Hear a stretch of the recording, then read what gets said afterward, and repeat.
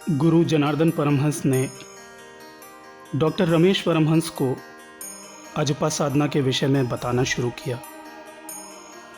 जनार्दन जी ने कहा कि यदि हम पूरी प्रक्रिया का विश्लेषण करें तो हम पाएंगे कि इसके 4 चरण हैं। पहला चरण है भौतिक अवस्था, दूसरा चरण है मनोवैज्ञानिक अवस्था, तीसरा चरण है परामनोवैज्ञानिक अवस्था और अंतिम चरण है पूर्ण स्पंदनहीन अवस्था या निस्पंदावस्था। पहले चरण को समझने के लिए हमें श्वास के भौतिक पहलू और हमारे शरीर पर उसके प्रभाव को समझना होगा। भौतिक संदर्भ में श्वास वह प्रक्रिया है जिससे हम हवा भीतर लेते हैं और बाहर छोड़ते हैं। अजपा जप द्वारा बाहर जाती हुई श्वास पर दबाव उत्पन्न होता है, जिससे भीतर आने वाली श्वास की मात्रा में वृद्धि होती है, जिससे प्राणवायु की मात्रा में वृद्धि होती है।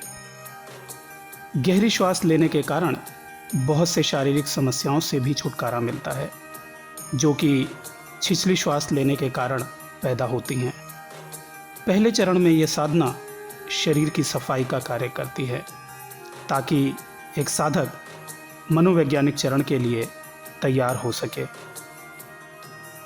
मनोवैज्ञानिक चरण में अजपा जप के प्रभाव से सिर के पिछले हिस्से यानी मेडुला में प्रतिक्रिया होने लगती है।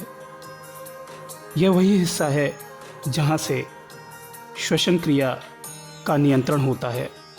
अजपा के द्वारा लगातार चोट करने के कारण बाहर बहते हुए और नीचे जाते हुए प्राण के मुक्त अधोगमन पर प्रभाव पड़ता है और प्राण की सूक्ष्म तरंगों की दिशा परिवर्तित होने लगती है। जब प्राण तरंगों की दिशा परिवर्तित होने लगती है तो इसका प्रभाव सीधे तौर पर शरीर और मन पर देखा जा सकता है। शांति का एहसास, स्वयं को ऊर्जावान महसूस करना, वैचारिक स्पष्टता, एकाग्रता का बढ़ना जैसे परिवर्तनों को स्पष्ट महसूस किया जा सकता है। श्वास गहरी, पूर्ण और लयबद्ध हो जाती है। चेतना का स्तर विकसित होने लगता है। जैसे जैसे अजपा विधि का अभ्यास करते जाते हैं, मस्तिष्क का चैतन्य और अवचेतन हिस्सा स्पष्ट रूप से हमारे सामने उभरने लगता है। जीवन के जिन जिन आयामों में व्यक्ति स्वयं को अटका हुआ महसूस करता है, वो सब कुछ स्वप्न के माध्यम से वैसे ही प्रकट होने लगता है जैसे व्यक्ति आईने में अपना चेहरा देखता है।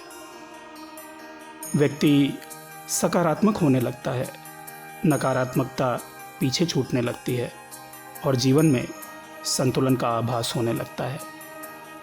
लेकिन जीवन को सिर्फ संतुलित और सकारात्मक बनाना ही अजपा श्वास प्रणाली का ध्येय नहीं है।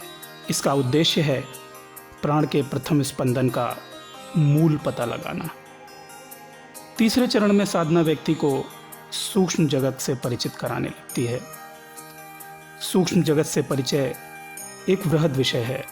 भविष्य की घटनाओं का आभास, तीसरे नेत्र का खुलना, अदृश्य शक्तियों का आभास, मन की इच्छाओं का पूरा होना, टेलीपैथी में दक्षता आना, बोली गई बातों का सत्य होना, वाणी में प्रभावशीलता, एक अनकही मस्ती, खुशी और शांति, समस्याओं का निराकरण अप्रत्याशित रूप से होना, शक्तिशाली होने का आभास होना, असंभव प्रतीत होने वाले कार्यों का होना, चिंताओं का मिटना, मन में वैराग्य भाव का उदय होना, एकांकीपन और खुद और दूसरों के प्रति सहजता।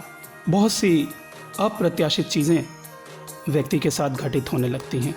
चौथा चरण या अंतिम चरण वो स्थिति है जिसे पूर्ण स्पंदनहीन या निस्पंदा अवस्था कहते हैं।